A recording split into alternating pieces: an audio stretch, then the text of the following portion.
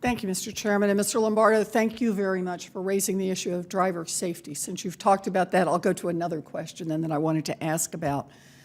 Last year, Congress passed a short-term fix to the National Highway Trust Fund to keep it from becoming insolvent. It was a stopgap measure that prevented repairs to our transportation infrastructure from grinding to a complete halt.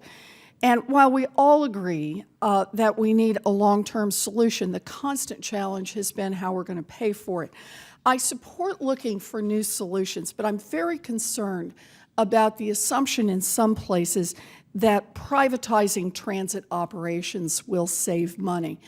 A GAO study on the impacts of privatization stated that, quote, savings come almost entirely from cutting wages and benefits, not from service efficiencies.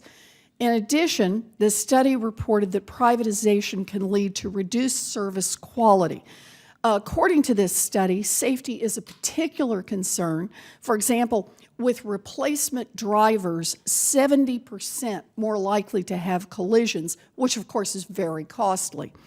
Mr. Lombardo, the federal government has historically remained neutral on whether to recommend privatizing services performed by public transit agencies. Do you believe that as we do the next reauthorization bill, that the government should continue this neutral approach? Yes. You want to say more? I do. Indeed, I do.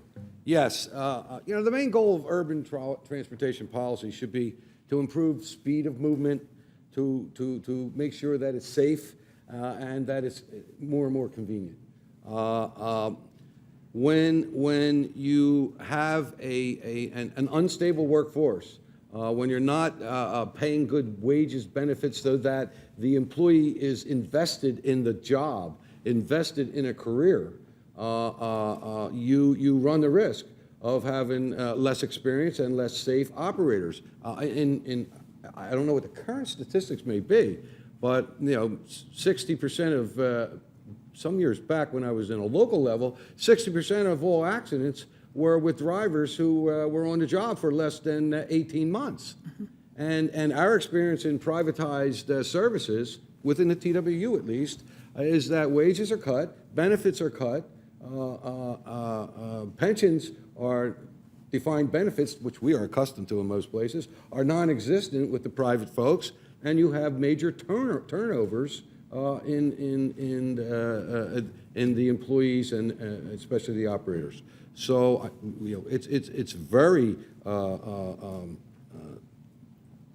it's very important that when chasing the savings, that you're not penny wise and dollar foolish.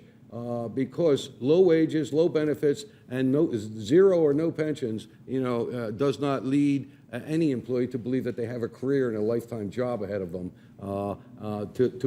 to attain the skills and commitment and determination to do the job right.